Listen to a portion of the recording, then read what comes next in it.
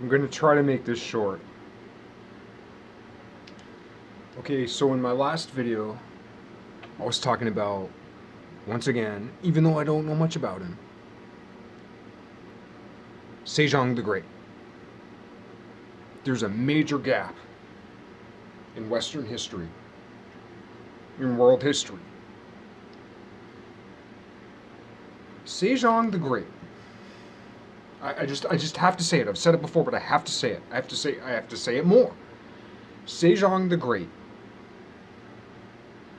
Please, maybe before even watching this, look up Sejong, Sejong, the Great. Watch a few videos. There aren't many.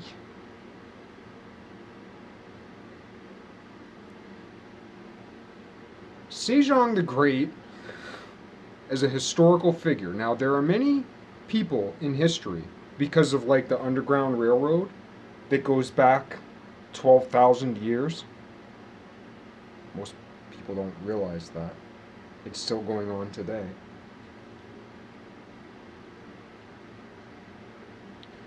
So there are a lot of historical figures that seem nefarious, and there are a lot of historical figures who like kind of seem great, but then to other people are hated, who were part of the Underground Railroad. And as time goes on, for instance, in the Constitution, when people realize that Kemetan Ethiopian masters were behind these white people, pulling the strings secretly, when people realized that the Constitution encodes calculus before it was even invented, and solutions to problems that vex us today in both math and physics, once people realize that, then these other hidden historical figures, who aren't hidden because they're historical figures, but their true intents are hidden, Jefferson. What do you think that little basement room in Monticello was? It was part of the Underground Railroad. Was his mistress a mistress? Was he a dirty old man? Or did she come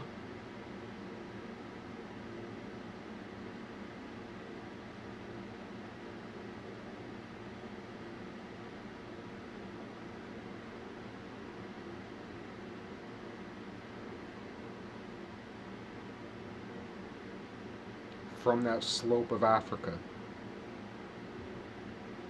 toward the Mediterranean, toward the Red Sea?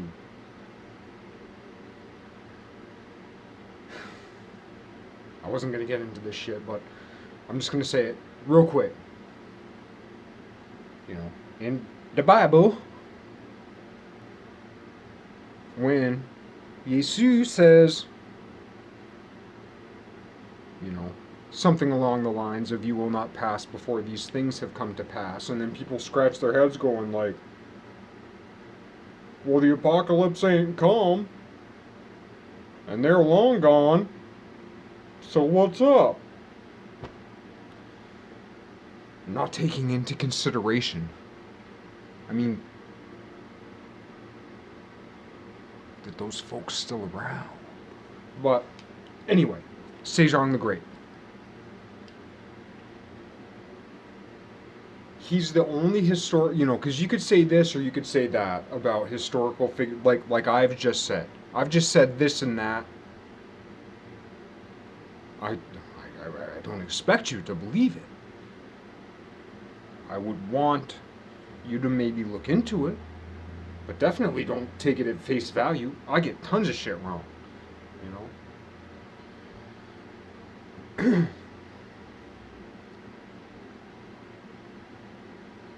Never mind all the old Hellenic, Homeric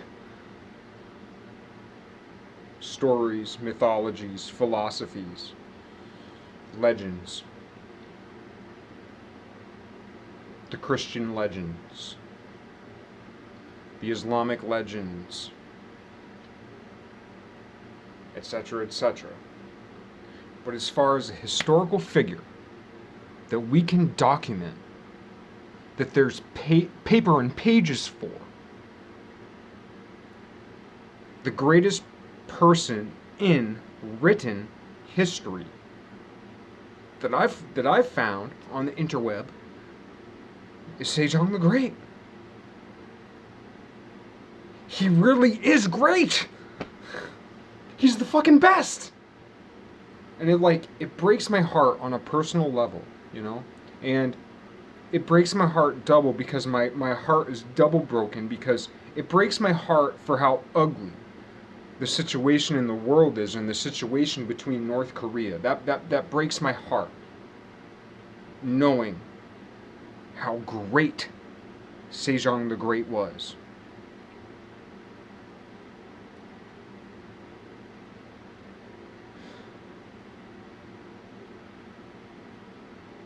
But then it breaks my heart double because I have all this, which is a lot.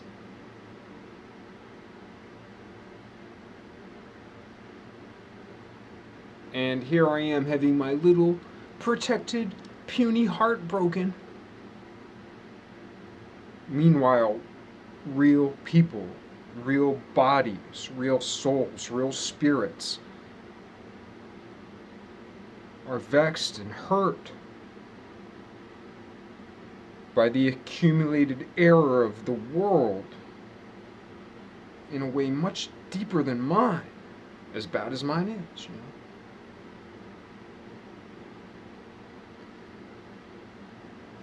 Not bad, but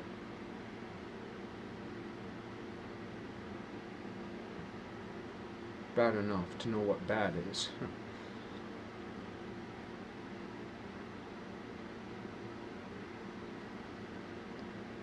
But putting that aside, Sejong the Great creating a language, even though he was king, there was still a ruling class, and he defied them via the people. So at the same time, he was a just king, a historically verifiable just king. So when we look back through the other mythologies of history, you know, I'm not saying David was a just king, but he was a just boy, right? Of course, Jesus, the just king, King of Kings, all that, right? But then when we look at Sejong the Great, you know, he was going blind from diabetes, you know. His daughter, Princess, and I'm sorry for the pronunciation, his daughter, Princess Jong-yu, I probably have that wrong, Yui,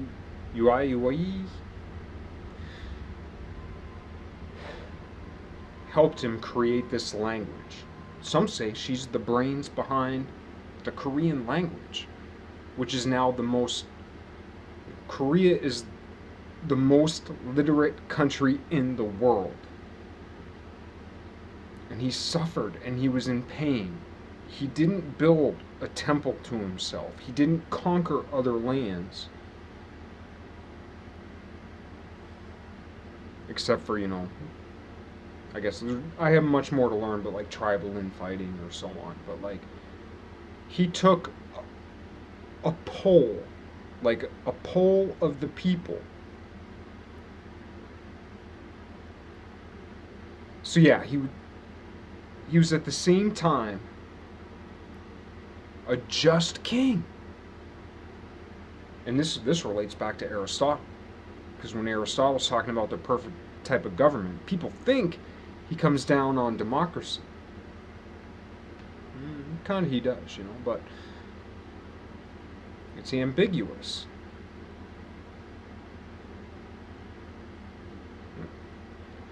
I've said it before, like, you'd rather live under the authority of a just king than a corrupt so-called democracy, right? And that ties back in the whole thing with, like, North Korea and South Korea, where, like,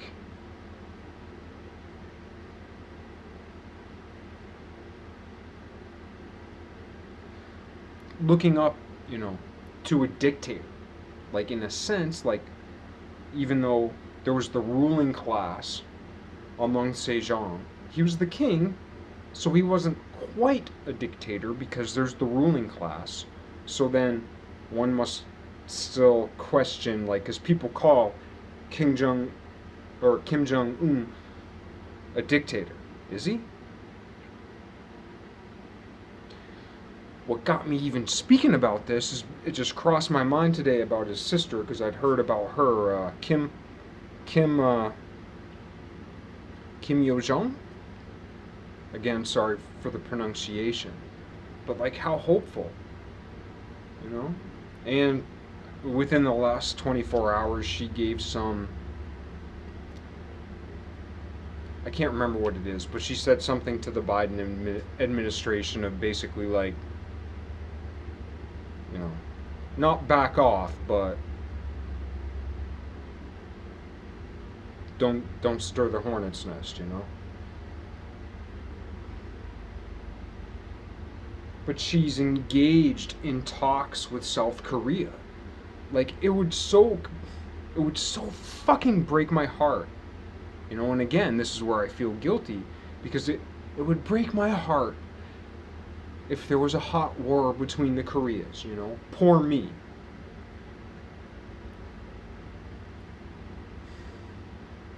But, like, we as a world can't let that happen.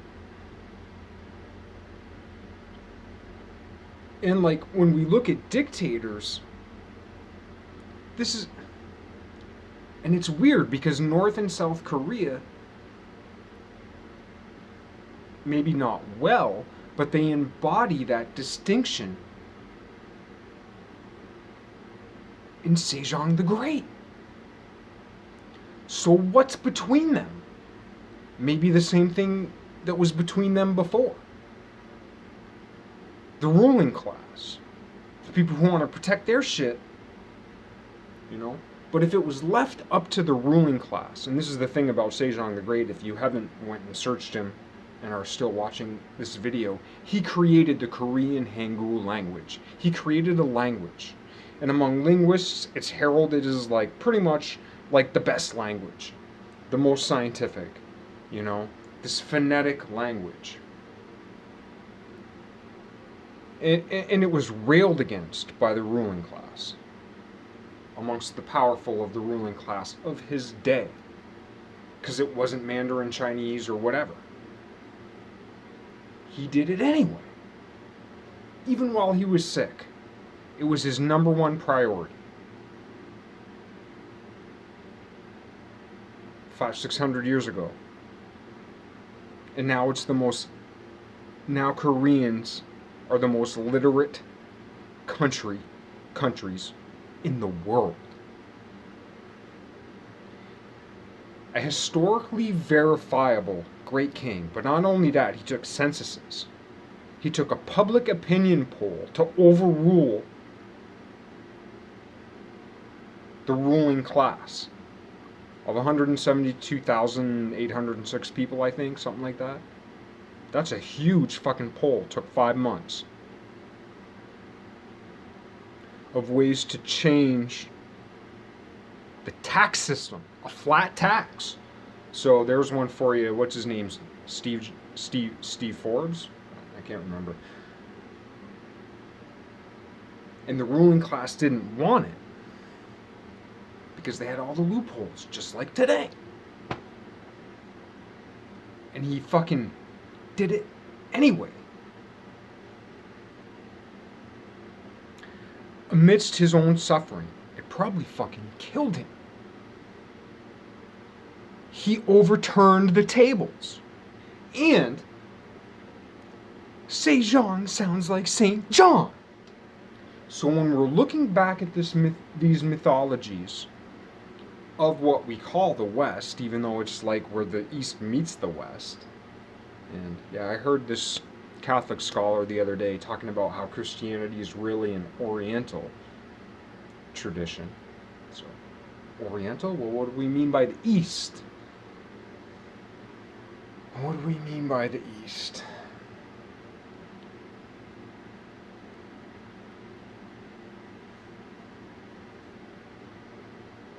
But Sejong the Great should be the most studied historical figure. George Washington was a spy master. So when people are talking about like Shakespeare and Francis Bacon and John Dee and all that kind of thing, they should also be looking at George Washington, who wasn't what he seemed. He was what he seemed, heroically, and more, because he was part of the Underground Railroad. And he left clues. I've deciphered those clues. They're hard to come by and they're hard to express. They will come out. I'm not sure how long it's going to take. But that's codes. Sejong the Great, unequivocal. He's the only historic figure who does everything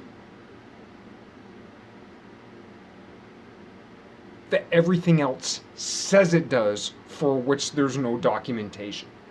He's the only historical figure that you can look at what he did. The reason, the philosophy, and the consequence, what happened. How the world is different. How his people, the people whom he had an umbrella over. Now, it's not to say he wouldn't have wanted that for the whole world, you know. If there could have ever been an emperor for the world, we would hope it would be Sejong the Great.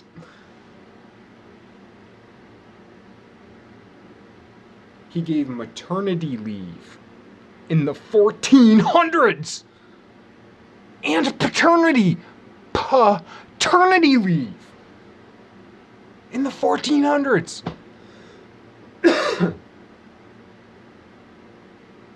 proponent of science, technology, of craft. He created a language. The most scientific, rational, phonetic language ever.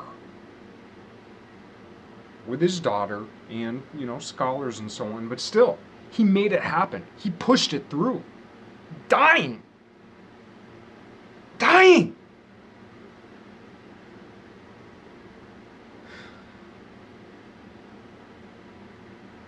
And his daughter was there at the helm. In a time, again, and that harkens back to Plotinus, Porphyry, Iamblichus. Plotinus and his education of women philosophically, the most pretty much on the tongues of people famous woman philosopher Hypatia, student of Plotinus. It harkens back to that. But that still we only know kind of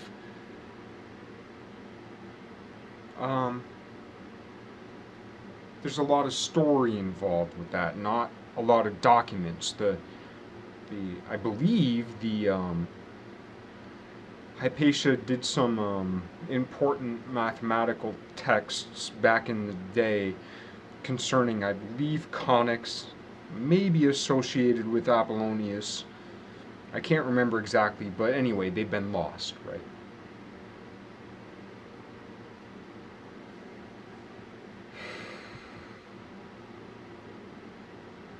But Princess SayjohnG, I'm sorry.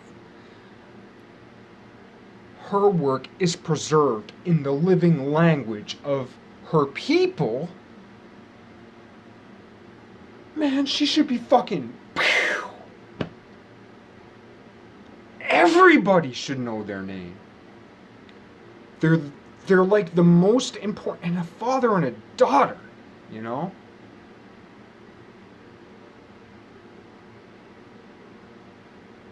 It's like Silas Marner times a fucking gazillion.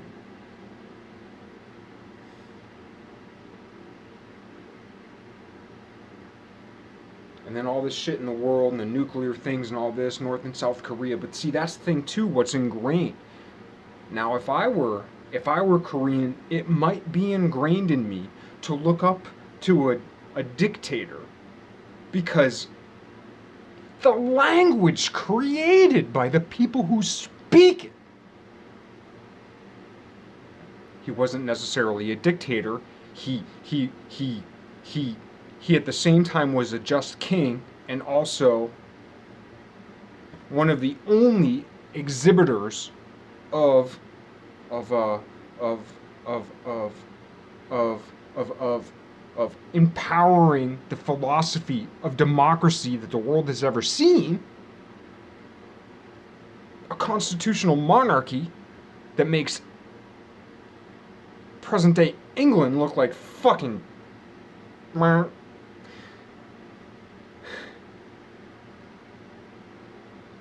Canada, Australia. In the 1400s.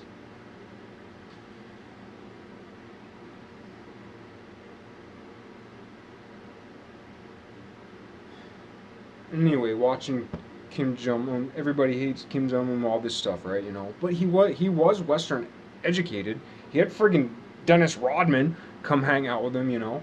Maybe he wants a better world. Maybe his sister wants a better world. But there's a military class. There's a ruling class. You know, kings are not above being overthrown. Dictators are not above being overthrown. And my prayer for today, because I was watching some videos about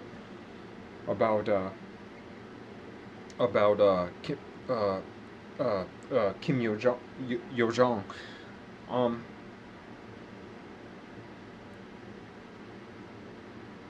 And like symbolically, like, and now there's this tension between like Biden, and I hope the U.S. doesn't strike on it, because it's the same thing with Kamala Harris. You know, it's like the rise of femininity within the ruling class, you know? And we need that. And that's not also just to say like everything feminine's great. There's all kinds of shit about negative femininity that still need to be addressed, and it's so much more clever and cunning than the negative aspects of being a man or male or masculine, right? But we desperately need this motherhood, this sisterhood, this daughterhood amongst us, washing over us. We need that so desperately in the world. And like my great prayer is that she is able to do in her place for the world what her great predecessor did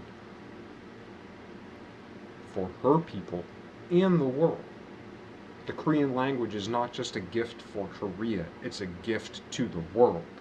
Never mind someone that fucking smart who made this thing through powers, even as death crept upon him and her.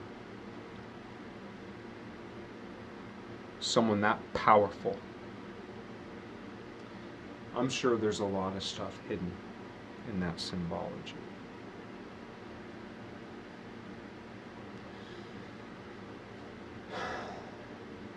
That we will yet discover. All that aside,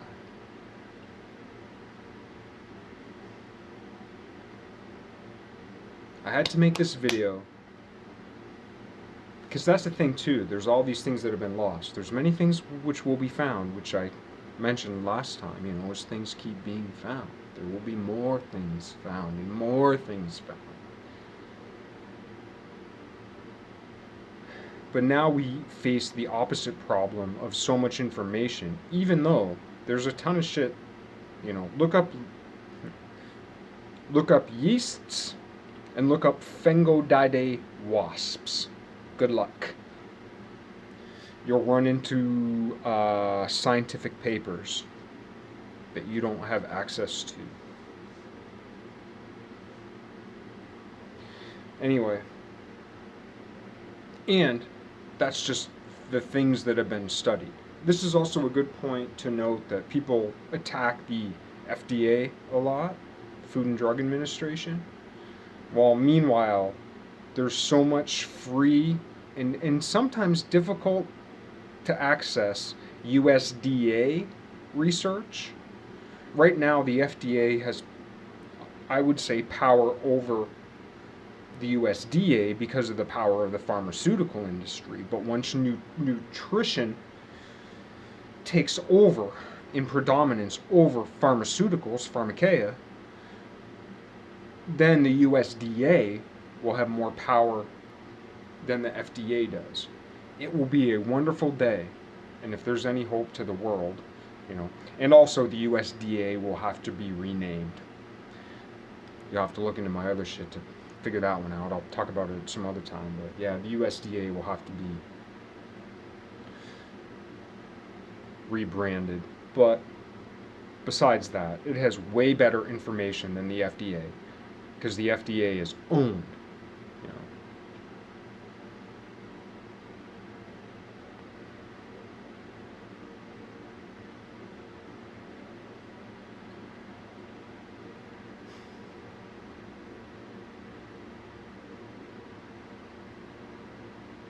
Anyway, all that aside, and if it means that I have to make an English translation biography of Sejong the Great, even though it'll be wrong because I'm a house painter, not a fucking historian, not to mention should the historians make it wrong anyway, even if they get their documents right, because everything is whitewashed propaganda, people are all concerned about all the blacked out shit in the JFK and all this or that or whatever. Man, if it ain't blacked out, it's more blacked out because you don't know it's blacked out. Reading between lines. Through them. Sorry for being like that. But yeah, Sejong the Great, man. So far as I've been able to tell, and there's so much I have to learn. I couldn't imagine who I'm gonna find. I only barely found Sejong the Great not very long ago. I couldn't imagine who I'm gonna find next that no one's talking about. But that's the thing, is we could lose him in the what's it called, Lost in Translation. So between being lost in translation and lost in the thickness of materials that are out there, despite what isn't out there, we could lose that story to history. We can't. We cannot lose Sejong the Great. Can't! The best, he and his daughter in that story. I mean, it's so fucking beautiful and symbolic and poetic and meaningful and had real consequences for people.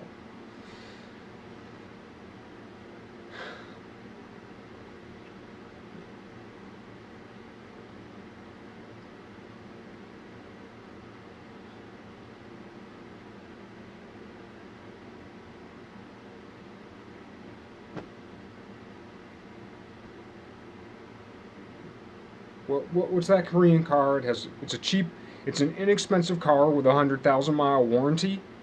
You know who you have to thank for that? Fucking Sejong the Great!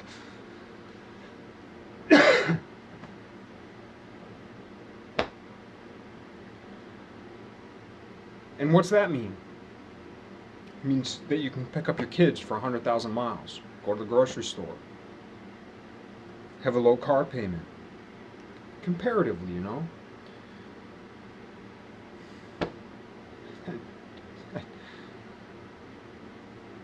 That dude's love in his pain. He fought off death to give the gift that he gave to touch the world. And if you're into history, but not only history, yeah, SayjohnG, Sainte SayjohnG. Man, like historically speaking, now, understanding miracles and all that, whether we believe in them or don't, but even mechanically, Sejong the Great was a miracle. His daughter was a miracle. It's unequivocal. You watch the videos that are currently available on the interweb in English on Sejong the Great. You know, you'll have like a 2-minute video, a 3-minute video, a 10-minute video, a 1-minute video, a 5-minute video, a 30-second video, and that's pretty much it. And that's all it takes to sell you on the fact that this fucking guy was touched by God. Period.